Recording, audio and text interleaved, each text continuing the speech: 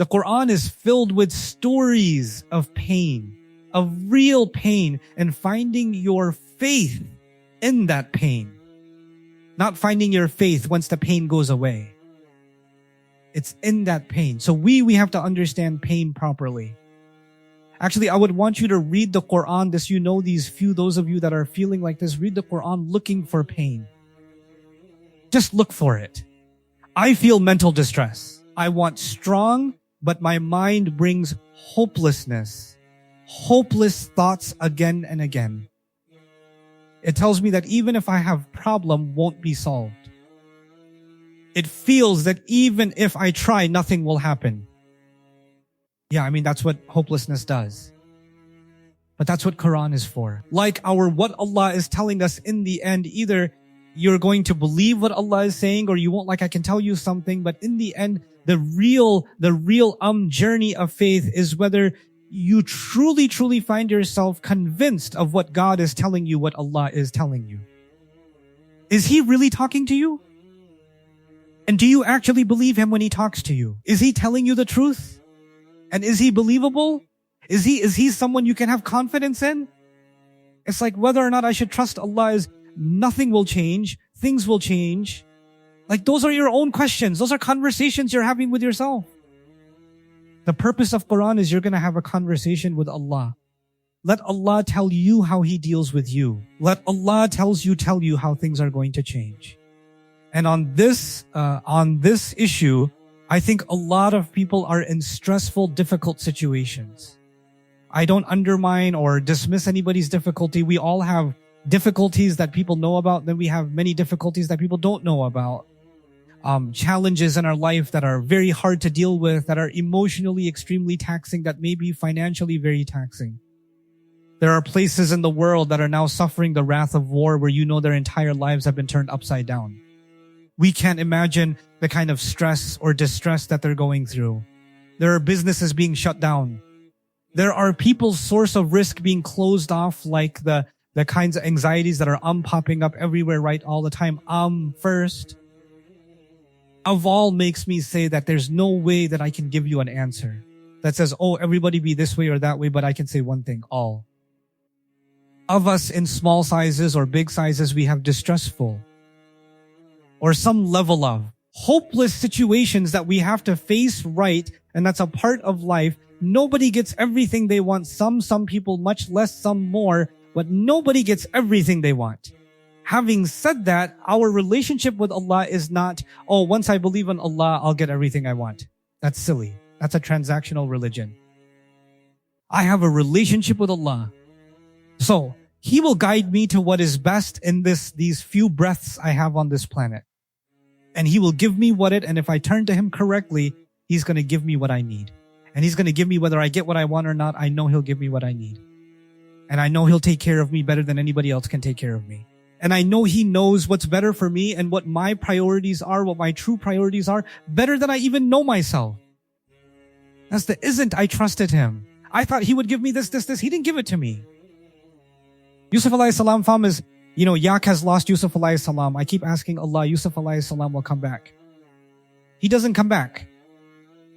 Right? Like think about it from a father's perspective. He lost the childhood years of his son.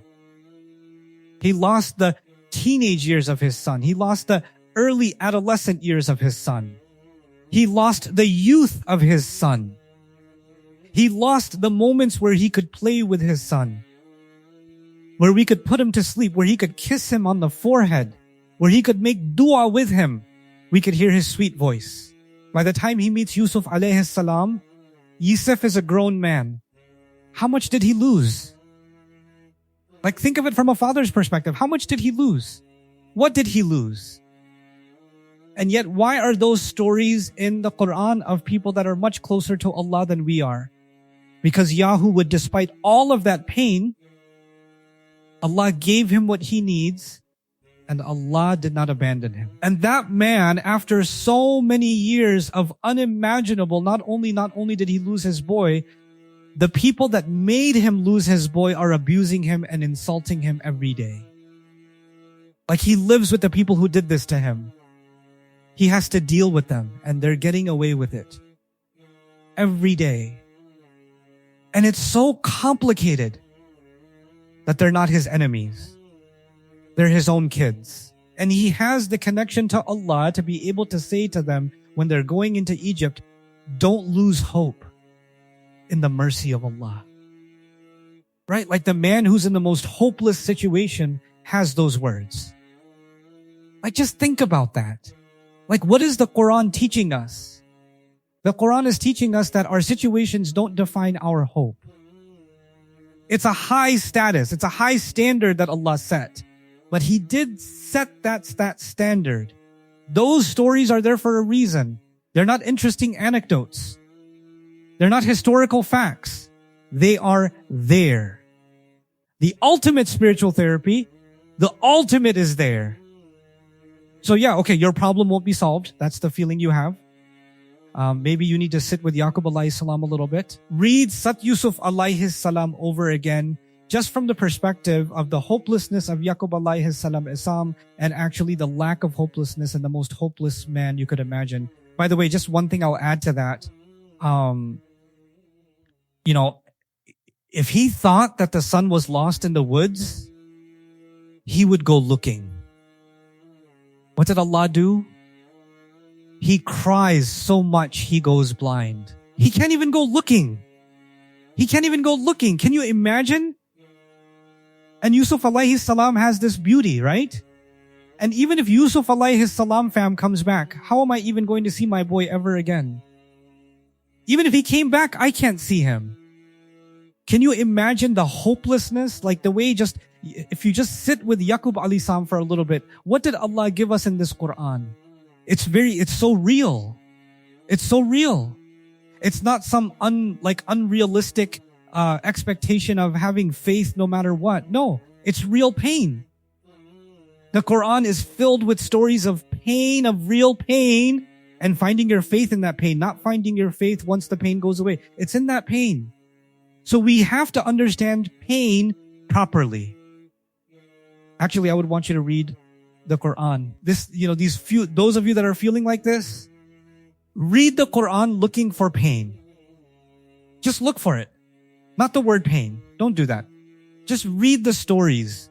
Read what Allah is talking about and observe the pain, and then realize how Allah is guiding you in your moments of pain to not become hopeless. May Allah make us all full of hope. Thank you so much, everybody.